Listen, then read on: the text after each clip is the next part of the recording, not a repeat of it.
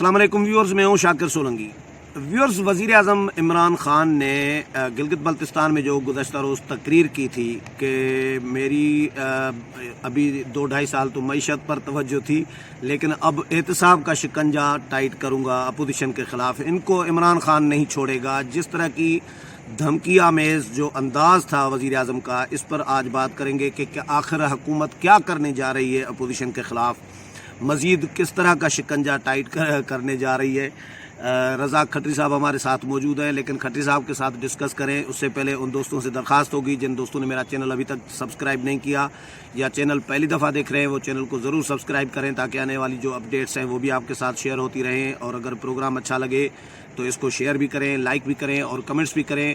اور کھٹری صاحب کا چینل ہے ARK ٹائمز، اس کو وزٹ بھی کریں اور لائک بھی کریں۔ کھٹری صاحب ویلکم ٹو شو سر۔ بہت شکریہ سر۔ کھٹری صاحب، دوست کمنٹ کر رہے تھے کہ کھٹری صاحب کا چینل تو بہت فاسٹ جا رہا ہے۔ نہیں وہ سب کی مہربانی، ماشاءاللہ، بہت بہت مبارک ہو آپ کو۔ کو 10,000 پہ پہنچ گیا ہے نا تقریباً۔ یہ نفسیاتی جو حد ہے وہ اچھا وہ چھو رہا ہے اس کو۔ ہاں، کھٹری صاحب کیا تجزیہ ہے آپ کا؟ وزیر اعظم کیا کرنے جا رہے ہیں، کیا انفارمیشن ہے، کیا بتائیں گے ہمارے ویورز کو کہ اپوزیشن کے خلاف حکومت کیا کرنے جا رہی ہے آخرکار؟ وزیر اعظم کا انداز جو ہے دبنگ انداز، سلطان رائی اسٹائل۔ وہ ہمارے دوست، بہت شکریہ آپ کا۔ وہ ایک بار ہم نے بشیر چرسی والی بات کی تھی نا، ہاں بشیر چرسی والا سنائی دے، کیونکہ آج وہ نہیں سناؤں گا، آج میں کچھ اور اچھا چلے سنائیں۔ وہ اصل میں نے سوچا تھا کہ کبھی اپنے پروگرام میں سناؤں گا، لیکن اب بات آ گئی تو میں کر رہا ہوں۔ یہ آپ کو یاد ہوگا 30-40 سال پہلے ایک دور تھا جب کیسٹس آتی تھی، آڈیو کیسٹس، ٹیپ ریکارڈر میں آپ ڈالتے تھے، تو ان میں ایسا ہوتا تھا کہ یہ مختلف لطیفے وغیرہ جو ہے وہ مختلف جو کامیڈین ہے وہ ریکارڈ کر کے وہ پھر مارکیٹ میں سیل ہوتی تھی۔ ان دنوں ایک لطیفہ آیا تھا، تو وہ ایک بندہ تھا، وہ کہتا تھا کہ بھائی میں جو ہے وہ لنڈا بازار جاؤں گا، انڈر ویئر خریدوں گا، لاسٹک نکالوں گا، گلیل بناؤں گا، نچڑیا ماروں گا، ٹھیک ہے نا۔ تو اب ہوا یہ کہ یہ پہلے دن سے یہ یہی کہہ رہے ہیں۔ آپ کو یاد ہوگا جب وزیر اعظم منتخب ہوئے تھے قومی اسمبلی میں، تو اس دن انہوں نے کہا تھا کہ میں کسی چور ڈاکو کو NRO نہیں دوں گا۔ وہ آج بھی 2 سال تک ایک ہی یہ بات ہے جس پر اڑے ہوئے، باقی ساری باتوں سے انہوں نے یو ٹرن لیا۔ تو اب ایشو یہ ہے کہ اب معیشت کو انہوں نے معاشیت کر دیا ہے۔ معاشیت، یہ نیا ٹرم ہے۔ یہ جس طرح وہ معاشیات ہوتا ہے، معیشت ہوتا ہے، معاشیت نہیں، معاشیت وہ اصل میں شاید بدماشیت میں زیادہ ایمان رکھتے ہیں، شاید جس طرح انہوں نے کہا۔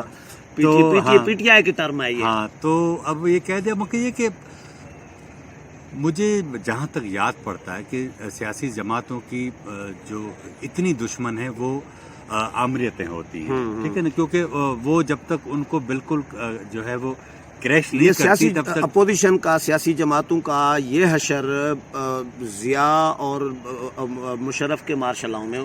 ہاں، مقصد یہ کہ یہ ہوتا ہے سیاسی انتقام، لیکن اگر وزیر اعظم ہر جلسے میں یہ کہے کہ میں بس تمہیں نہیں چھوڑوں گا، وہ بھی داڑھی پہ ہاتھ رکھ کے، داڑھی پر ہاتھ رکھ کے، تو یہ بڑی خطرناک سائن ہوتی ہے۔ اس سے 2 چیزیں ہوتی ہیں، ایک تو یہ کہ آپ کا وزیر اعظم یا تو اتنا کمزور ہو چکا کہ وہ اب کچھ بھی کرنے کے لیے تیار ہے، ہاں ٹھیک ہے۔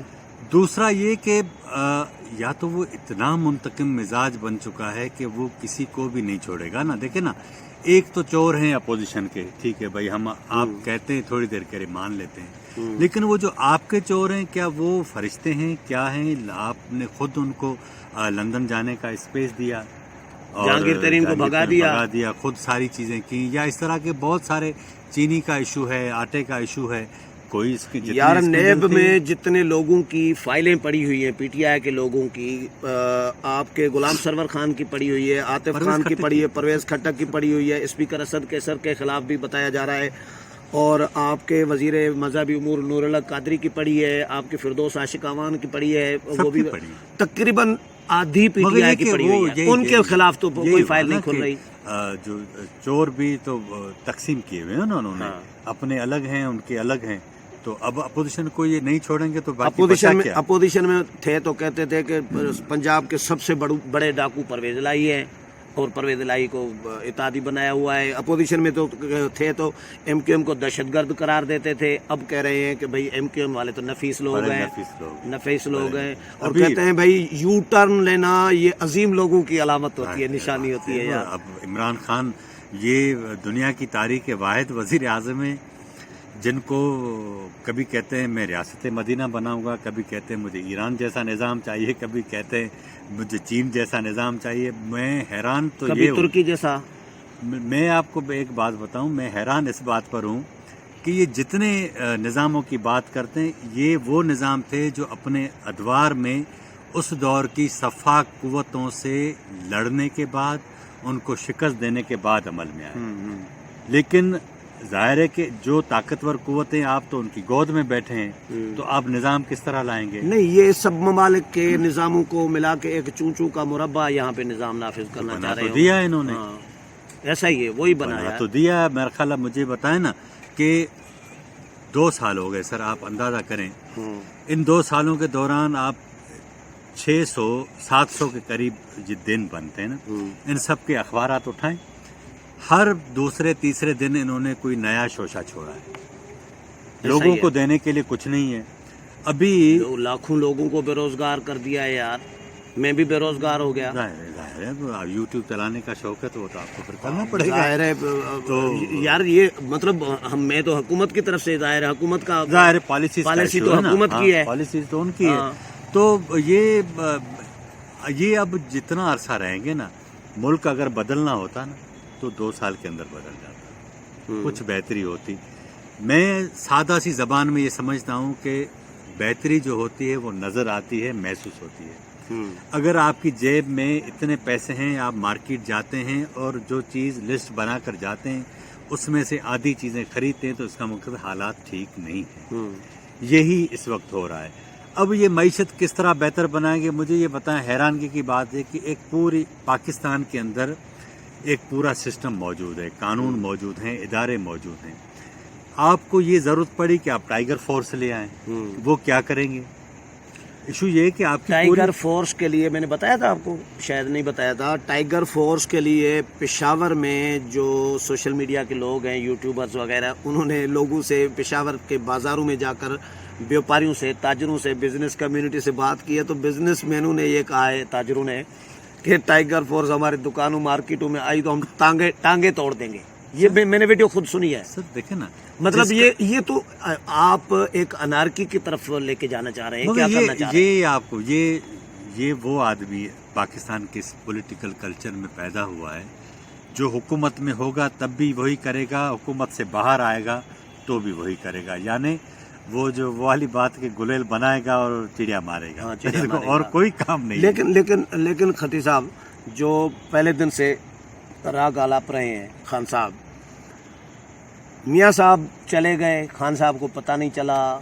میں نے آپ کے پروگرام میں کہا, دیکھیں خان صاحب کس طرح کہہ رہے ہیں کہ این آر او نہیں دوں گا. مطلب میاں صاحب چلے گئے ہیں نا, اب کہہ رہے ہیں کہ میاں صاحب کو واپس لائیں گے. واپس تو آ ہی نہیں سکتے.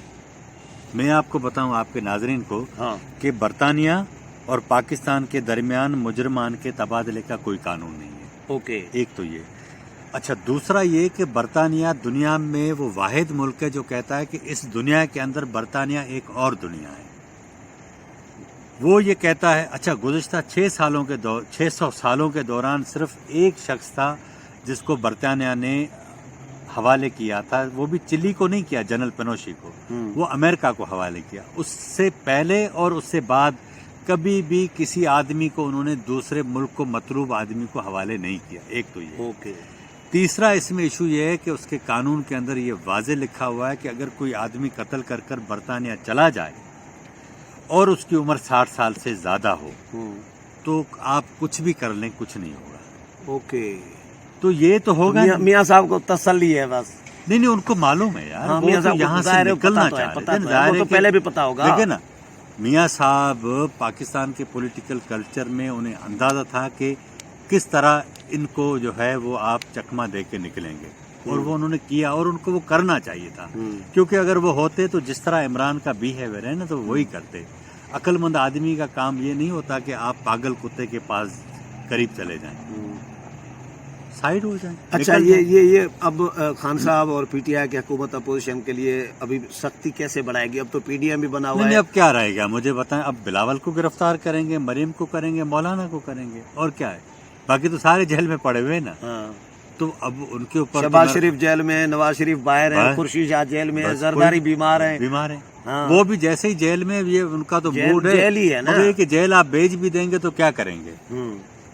2 साल के दौरान वो मुराद सही साहब कहते थे कि भाई हम जो है, आप देखेगा कि 200 मेरा ख्याल है अरब ये डॉलर किस तरह ले। पीडीएम बनने के बाद ये जो जलसे और इज्तिमात, ये जो पब्लिक निकलना शुरू हो गई है ना, अब किसी बड़े लीडर को गिरफ्तार करने की हुकूमत हिम्मत नहीं कर पाएगी। ये मेरा तजिया है। ये आपको कुछ क्या लग रहा है? ये मैं आपको ये बताऊं कि ये कोई भी पागलपन कर लेंगे ना, ठीक है ना, लेकिन करेंगे तो उसका ज़ाहिर है नुकसान होगा। रिएक्शन तो बड़ा आएगा। जो जिस तरह का तमाम रिएक्शन- जमातें जिस तरह तपी हुई हैं। आए ना आए, मैं तो राय दूंगा कि आना चाहिए। चले, बहुत शुक्रिया खट्टी साहब। व्यूअर्स, खट्टी साहब की राय आपने सुनी। उम्मीद है प्रोग्राम पसंद आया होगा। अगले प्रोग्राम में फिर मुलाकात होगी। तब तक इजाज़त चाहता हूँ। अल्लाह हाफ़िज़।